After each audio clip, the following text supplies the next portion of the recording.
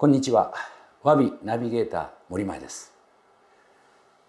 今日はいろいろな盆栽がここへ並んでいますが、皆さんご存知の日本の盆栽展で一番歴史とレベルの高さで注目される国風盆栽展、これに挑戦する内容をご紹介します。ご存知でしょうか。小学6年生で日本最年少という国風展の入選記録を作った女性、清水千恵里さん。今はもう高校1年生です。過去2度国風展飾られて、さあ来年はというところで、この羽生筑堤の盆栽教室の生徒から始まって、今は各方面で盆栽の文化の普及に尽くされている千恵里さんの来年の盆栽展を、彼女とやってきた盆栽をさあこれからどのように組み合わせるべきか、これを考える時間を皆さんと共にしたいと思います。千恵里さん、どうぞ。失礼します。今日は忙しいのにありがとうございます。こちらこそありがとうございます。過去2回は小白盆栽、はい、五葉松で、半圏外、そこから模様木ときました。名所木村先生の指導を受けてきましたけど、徐々に今度は巣立って自分の力でというふうになっていくことを願っていますが、今年これいろいろな盆栽を選んでみましたけれど、さあここから中品盆栽の三点飾り、実際三点飾りといっても主木とその受け、そこに添え、ほとんどこの2点が決まらないと決まらないというところですけど、ここからまずそれをどのように今年は作っていくか、どのような組み合わせをするか、そこをまずやっていって、そこから鉢移り、組み合わせとなっていきます。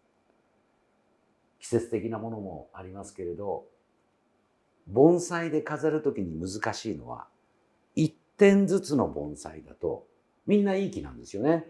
ただ組み合わせるってなると、やっぱり力や流れがどういうふうにやるか、こういろいろ皆さんと勉強しながら、ちょっと千恵里さんの来年の姿を、その歩みをみんなに見てもらいたいと思います。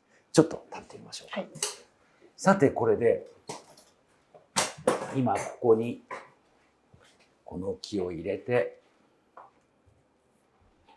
全部で1,2,3,4,5,6,6本の木が並んでいます。俗にクリスマスに出てくるやつですよね。はい、クリスマスなんとか、日本では西洋ヒイラギというやつですけど、真っ赤になってね、リーフにもなるやつですけど、盆栽ではとっても珍しい木なんですよね。本当にあまり見たことないし、これが12月頃になると真っ赤になって、いかにもクリスマスという感じになってくるんですけど、見物盆栽としての見応えもあるんですけど、これですと3点飾りというよりも多分1点ですよね。かなり大きさがありますもんね。で、さてこちらになるといろいろあります。特にこのイボタ、それとこのちりめんかずら、五葉松、これはもう本当に3点の中品らしいんですが、皆さんこの木なんだか分かりますか？私も初めてね、今日千恵里さんとなんですけど、これ杉なんです。杉でこんな盆栽あるんですね。珍しいですね。本当に。さあこれをどのように組んでみるか、まずは千恵里さんがこれとこれが面白いんじゃないかっていうのをまず組んで、今入っている鉢が国風展に使えるかっていうと、なるべく国風の場合は衣装も、これは卓も花台も鉢も吟味し抜いたものになりますが、まずは盆栽の取り合わせが大事ですから。どうでしょう、今の千恵里さんの感覚でどの組み合わせが一番面白い組み合わせになるというふうに思います？面白い組み合わせですと、やっぱり珍しい杉だったり、あとはやっぱりわびさびっていうのがすごい表現できる梅っていうのがすごい気に入っています。だいぶ今までの2回とはパターンが違うみたいですけど、これとこれが面白いということですか？はい、じゃあちょっとそのまま置いてください。これをどかしてみましょう。ここの2点ですね。はい、そうしますと、これはどのような、大体バランスで置いてみてくれますか？どんな感じがいいかなっていう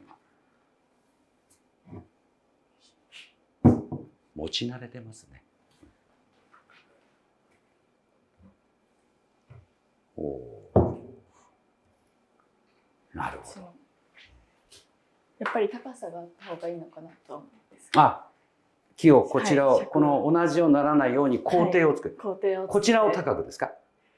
そうですね。こっちを高く。こっちを高く。はい、とりあえず仮置きですね。よいしょ。おー。じゃあこっちは低くですか？うん、そうです。どうだろう。ちょっと置いてみてもいいですか？いいですか？はい。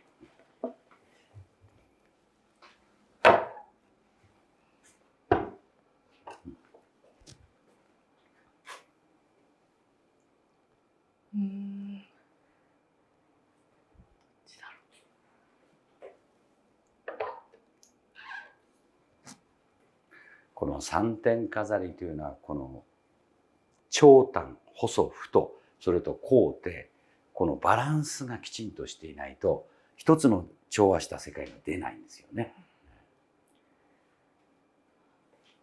もうちょっとこっちが低くても、ここが、ね、この高さの、ここですね。はい。ちょうど国風展の席バランスでいうと、大体お一人の席がこれぐらいの間隔。ここに小さな、仮に置いてみますと、草物のその季節の置くと、ここにこれぐらいの大きさのものが、こう来る感じになりますからね。はい、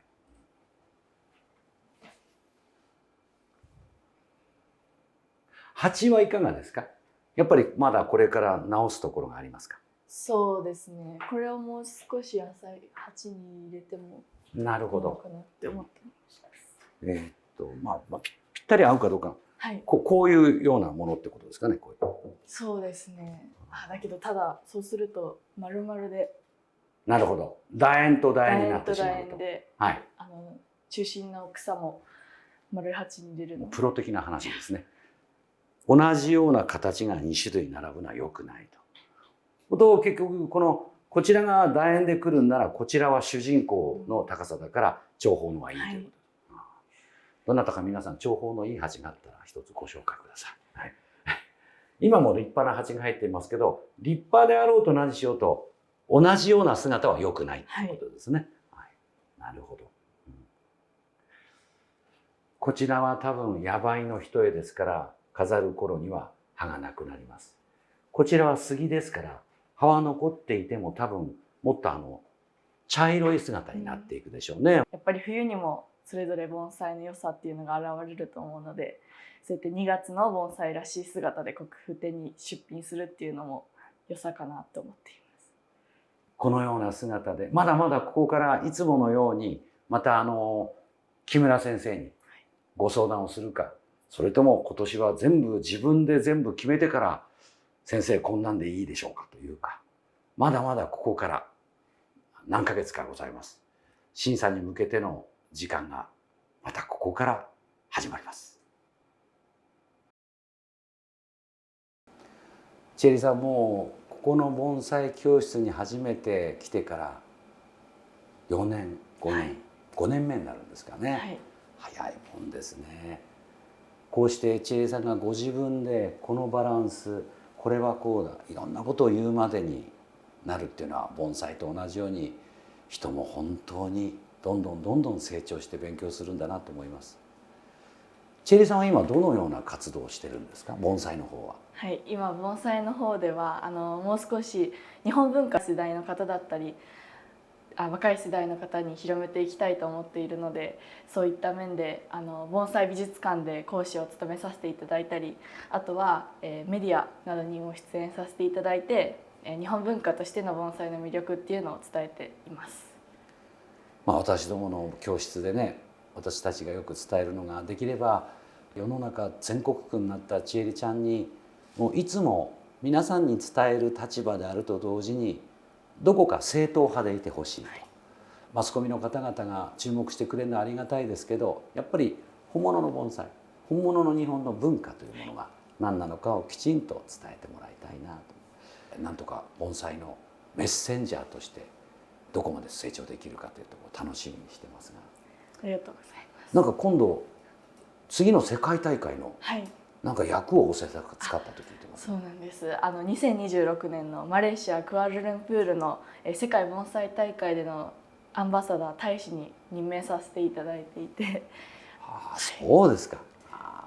そこで英語で日本文化の盆栽の良さっていうのを発信していけたらなと思っています。英語でですか。はい、英語でスピーチしたいと思っています。大変ですね、これもね。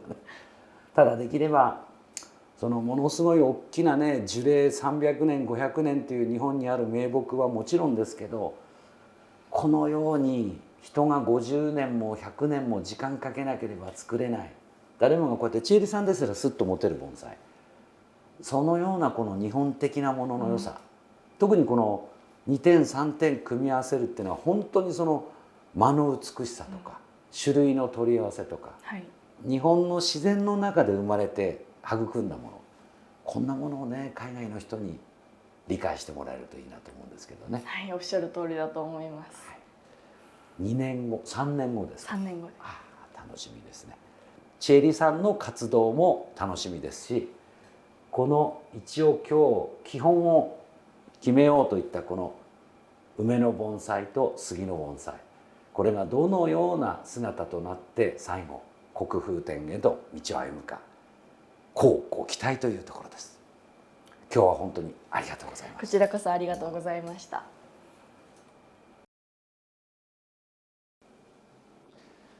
今日は清水千恵里さんのここからの国風展への挑戦の勉強の舞台をお伝えしました。4年5年小学生だった千恵里さんをこうやってその方の成長と一緒にこの盆栽を見ているととても嬉しいものがあります。また彼女が正統派、本当に日本の盆栽をきちんと伝えたい、覚えたい、その姿勢をそのまま持って成長してくれていることが一番嬉しいかもしれません。今日のこの動画お楽しみいただけましたでしょうか。よろしければチャンネル登録をよろしくお願いします。ご視聴どうもありがとうございました。